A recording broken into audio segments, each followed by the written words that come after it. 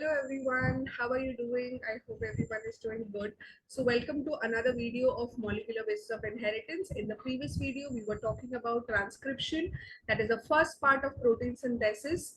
Um, that is the copying of the genetic information from the DNA to the RNA, because this information is required in the cytoplasm for the protein to be synthesized or the polypeptides to be synthesized. Now, before we move to the transcription translation, that is the next part of the protein synthesis process, we need to understand a topic which is known as genetic code. Okay, because now certain raw materials or certain molecules that will be required in the translation process has to do with you have to understand certain terminologies in for that to be understood. Okay, so let's begin directly with the genetic code. And what is this genetic code and what role does it plays in the translation process, that is in the process of protein synthesis. Okay, so basically, two scientists, Hargobind Khurana and George Gamow, they were the first scientists to identify or to discover this genetic code. Definitely, there were many more scientists who discovered and who, came up with this genetic code. George Gamow suggested that for coding 20 amino acids, the code should be made up of 3 nucleotides. Okay, now what do we understand by this? In our cell, sorry, in our cell, there are in our system, in our whole metabolic system, there are 20 very, very important amino acids. Okay, 20 very, very important amino acids which are required for making proteins. They are known as essential amino acids. Your body makes 20 amino acids in your system, which is very, very important. Okay, these amino acids are made in your system. So these 20 amino acids, majorly they are part of many proteins, many polypeptides. Okay, and they are made up of like 3 nucleotides. Now, what do we mean by this 3 nucleotides? We will come to that in a short while. Okay. Uh, so basically, I will show you before reading or forward. If you can see this chart over here, okay, it is nothing but the sequence of the nucleotides, that is your nitrogen bases in the mRNA, which has the information for protein synthesis. Right now, in the previous video we saw the making of the mRNA, and the mRNA was having sequences like A, T, T, U, G, C. S sequences were there on the mRNA. So how this these nucleotide sequences are converted into amino acids, and then amino acids make up the protein, right? Proteins are made up of what? Amino acids. When you break down protein, what is the final product you get? Amino acids. Just like when you break down carbohydrates, you get sugars. You break down fats, you get fatty acids. When you break down lipids, you get fatty acids, right? So similarly, when you break down protein, the simplest structure that you get is amino acids. So how this information in the form of A, U, G, C, T, is converted into protein? So George Gamow was the one who suggested that three sequences of these nucleotides, three letters of this sequence which is present on the mRNA, they have information regarding what amino acids will be there on the polypeptide. Okay, so here, as you see in the chart over here, for example, TTT, then CTT, for example, ATT. What do you see? These are this chart is showing you 20 essential amino acids. This pie chart is also telling you about the 20 essential amino acids which the body requires every now and then. Okay, so these are the name short forms of the amino acids. You don't have to memorize them. You just have to know them. A few, maybe one or two, you need to memorize the sequence. That's it. So you have phenylalanine, leucine, isoleucine, methionine, valine, threonine, proline, serine, tyrosine. Okay, somewhere it is written as stop. I will come to that. Histidine, glutamine, asparagine, lysine, aspartic acid, glutamine, glycine, arginine, serine. Okay, these are what? Amino acids. So if your mRNA, this is your mRNA. Let's say your mRNA is having T, T, T. Then let's say it is having G, C, T, and then it is having A, T. Sorry, on the mRNA you will not have T, you will have U. So in place of T, I will just write U. I'm so sorry. Okay.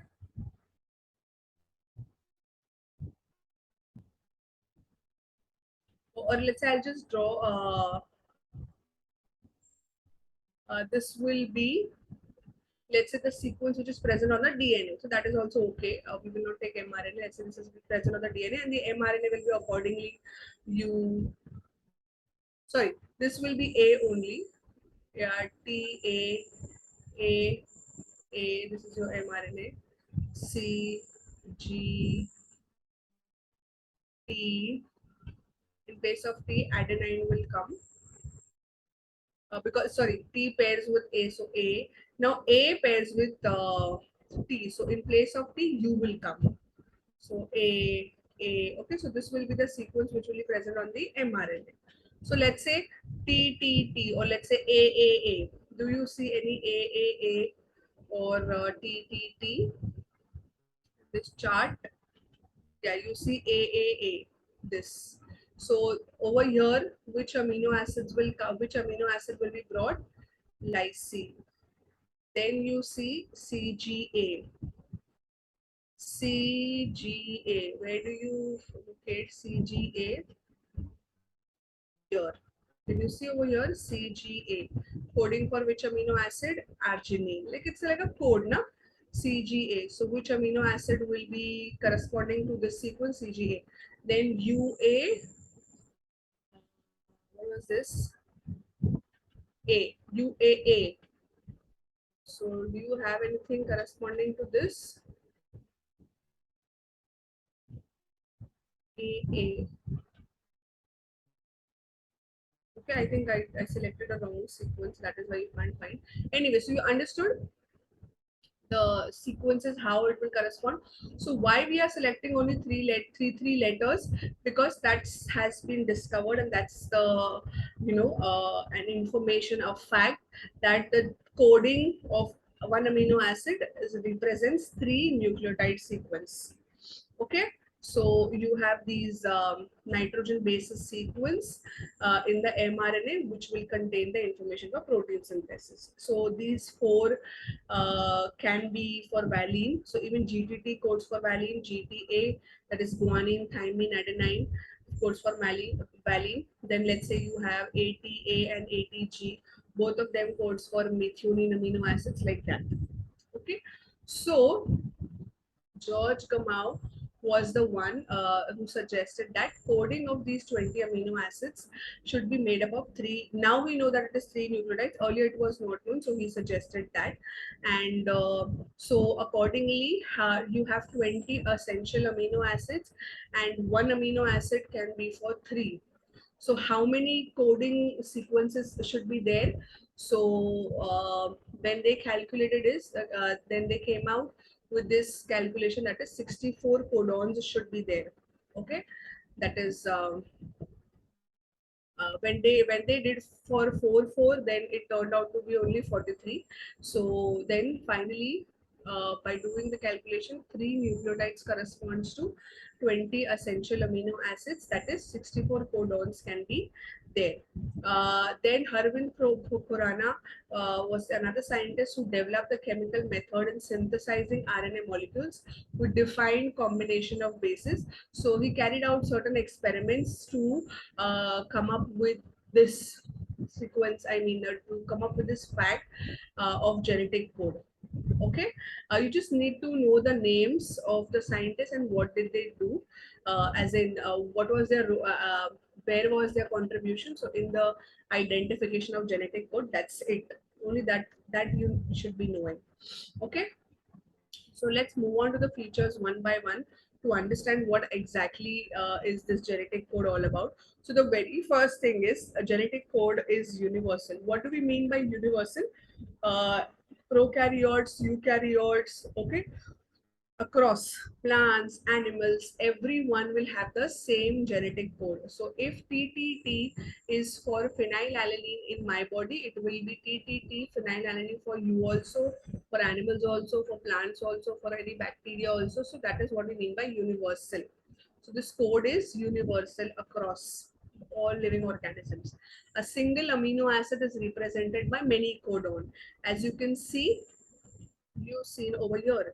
Leucine is coded by four different types of codon. So CTT is also coding for leucine. CTC is also coding for leucine, cytosine, thymine, adenine. CTA is also coding for leucine, and CTG is also coding for leucine. Okay, so a single amino acid can have more than one code, more than one code. Here we'll say codon, and such representations, such codons are known as degenerate codon. That is, a single amino acid can have more than one code. Like you have one, let's say you have one safe wherein you keep all the money, tijori, and then this tijori or this safe or this locker is having four keys. Let's say four members of the family are there which are responsible to take care of this locker, and you have four keys. So this four key can open this one locker. So like that. Okay. So degeneracy we will call it as. Okay, it's not like only one amino acid, one codon. Next characteristic of this code is that three letters. No four, no two. How many letters? Three letters. So T T A C C G, like that. Triplet code. And it is not overlapping. So I just we just saw the sequences. Let's say if it is A T T and G G C, okay, and then C C T, for example. So when we consider first three, so this is the first amino acid, then this will be the second. Okay, so no overlapping, like you take this and then you take the next three, then you take the next three, and then so this will become too confusing, and this is not how the genetic code works. So it is non-overlapping. It is what? Non-overlapping. So you have three sets of nucleotides, then three, then three, then three. Okay. So ATT will be one, GGC will be one, CCT will be another amino acid. Then another feature is that there is no gaps in between.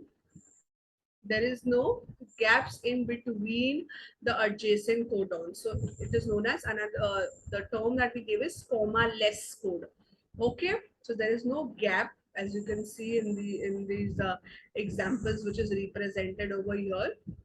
There will be no gap. So if this is one amino acid, this will be another amino acid. Like you don't leave a letter in between. Let's say if this is one amino acid and then you leave the D, and then this is another, and then you leave the R. No. So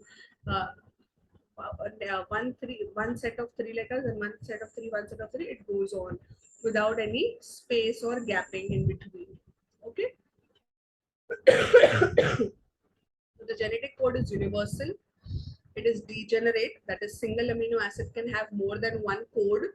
Then it is non-overlapping. It is of three letters, three triplet, and it is comma-less. So five properties we have come across up till now. Then the next characteristic is that it is unambiguous. Unambiguous or non-ambiguous, very important term. Very important term means what? One codon specifies for only one amino acid at a time. One codon will specify, one code will have one amino acid at a time. For example, if you have AUG, at this stage, this will code for methionine amino acid only. No other amino acid at the same time it will code. Let's say AUG will code for methionine also and some other amino acid also. No, it will only at a time, only will code for methionine. UAC only one amino acid will come in this place. Only one amino GUA, only one amino acid. So it will not happen anytime, and never it will happen that GUA is coding for valine also, and it is coding for methionine also. Then who will decide which amino acid should come over here? So this setup is not there in the coding sequence. Okay. So it codes only for one amino acids. Very, very important. It is non-ambiguous. That is ambiguity. I mean, there is no confusion. There is no confusion. It is very, very specific. One set of triplet code will code for only one amino acid. That is, it is non-ambiguous. It is very specific. Always the start codon, the beginning codon, okay, the start or the initiation. We were talking in the transcription also, na? Start and stop, initiation and termination. In transcription also, start and stop will be there, initiation and termination. So initiation codon will always be AUG most of the time. Adenine, uracil, and guanine. This you can represent. This you can see. This is their mRNA structure. Okay, this is a functional mRNA, 5' to 3'. The initiation, the start will always be with AUG. In eukaryotes, methionine is the first amino acid, and prokaryotes, formyl methionine is the first amino acid. Okay, so AUG is the start codon, and the stop, you have options over here. You have three stop codons, UAA. So whenever the enzyme encounters, in transcription we were talking about, when it recognizes the stop site. Now how it comes to know, the enzyme comes to know stop site. So the sequences will be in such a way that it will not code for any amino acid. So no amino acid or nothing will come over there. So stop. So that is how the synthesis will stop. So here the enzyme knows now, okay, no amino acid is coded by UAA. So the synthesis will stop over here. So this is the stop codon. Fine. So there are three stop codons, UAA, UAG, and UGA, which are also known as nonsense codes, because they don't code for any information, they don't code for any amino acid. And the others, you can also say them as sense codons. These are your sense codons because they bring in amino acid, they code for amino acids. And the stop ones are nonsense codons. You need to know these examples, the start and the stop. They are most commonly asked in MCQ and one lines. UAA, that is uracil, adenine, adenine, uracil, adenine, guanine, and uracil, guanine, and adenine. They are also known as amber, opal, and ochre. Okay, just you can see the textbook. The words are mentioned over there. Fine. Okay.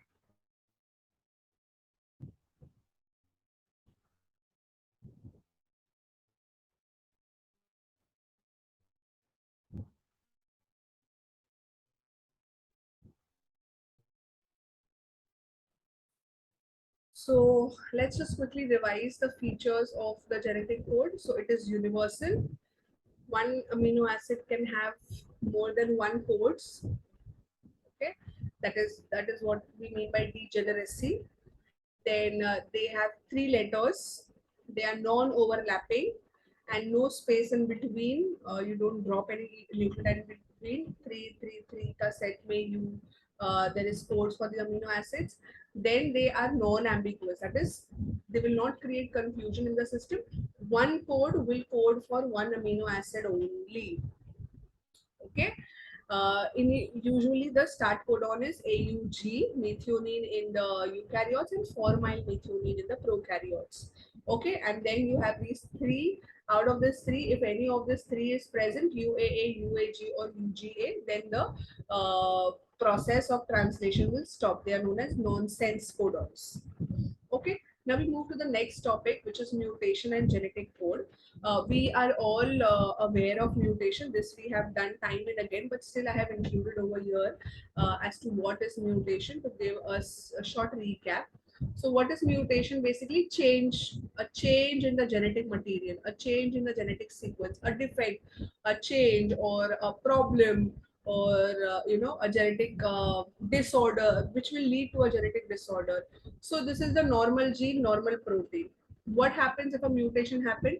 See, a mutated gene, very simple to understand. Some gadbad has happened over here. Let's say here it was A, and A pairs with T, but here A is there, and instead of T, let's say G has come, so something else has come, so the pairing is now different, abnormal, normal nahi hai. Normal should be adenine thymine and G and C pairs. Here let's say some G came or some defective T nucleotide came or something like that. So what happened now? Two options, two case, or two probability is there. Either a protein will be made which will be abnormal, or nothing will be made. Yes or no? So this is how the mutation will have an effect on the protein synthesis.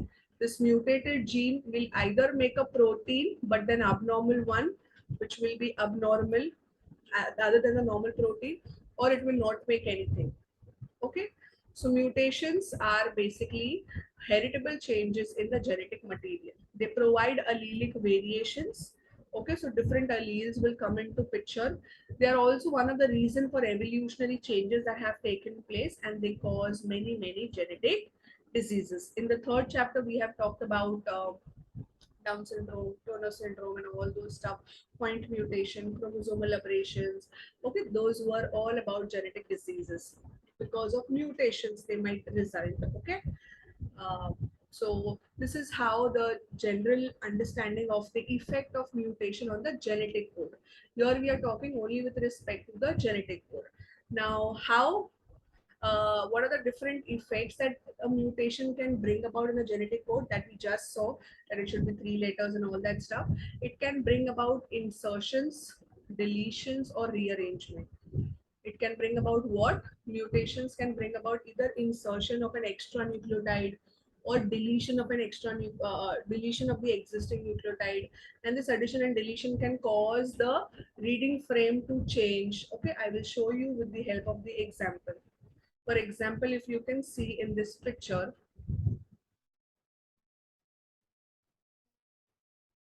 okay, what do you see over here? This is the original sequence, right? This is the original sequence. Now, if a deletion happens, let's say this CTG is there.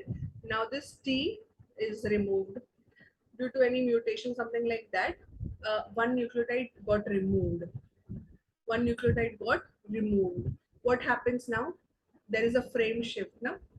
Now this G got shifted over here.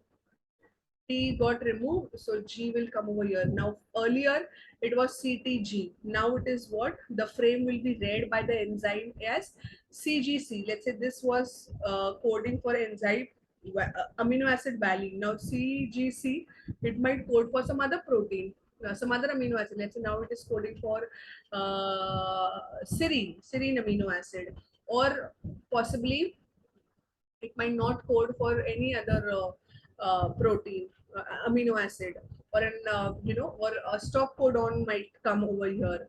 So these are the effects that can lead to a deletion in the same manner and addition.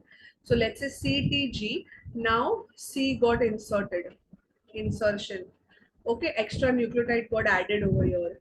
So now the sequence over here gets CCT. So all the sequences over here will change. Here also, after this, all the sequences will change. So this will result into mutation, and the whole genetic frame, the reading of the genetic frame will shift. Okay, we call it as frame shift. So similar thing happens in the sickle cell anemia. Remember, we were talking about the genetic disease of sickle cell anemia. So in the normal case, you have this GAA, glutamine amino acid. Now, what happened in the abnormal sequence? Instead of GAG, instead of A, what happens? T is there. And instead of coding for glutamine, valine comes into picture, because GTG codes for valine.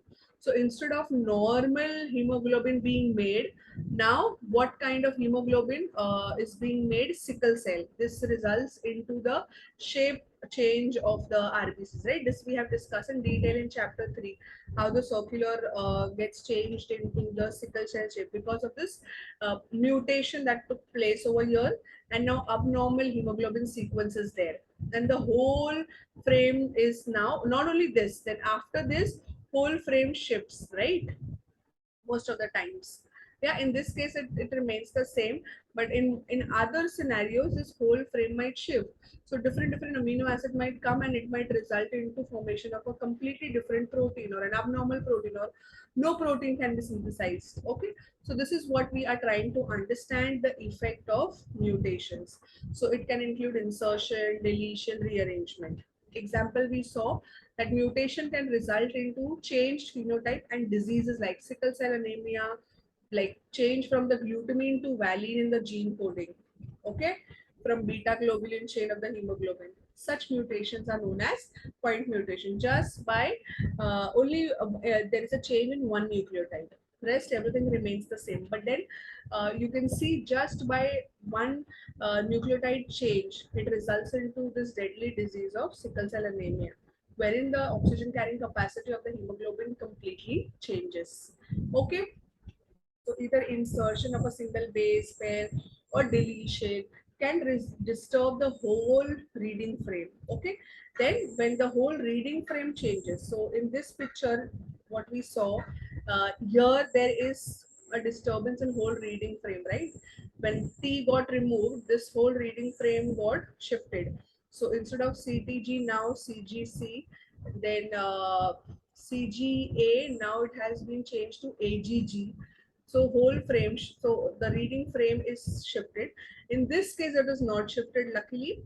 Okay, the remaining is there. So this is point mutation and this is frame shift mutation. Okay, so when there is a change in the reading sequence, then frame shift mutation, and when only at one point there is a change, then point mutation. Okay, so they hold the proof of the fact that codon is triplet. So from this also it gives a proof that only three nucleotides will code for one amino acids.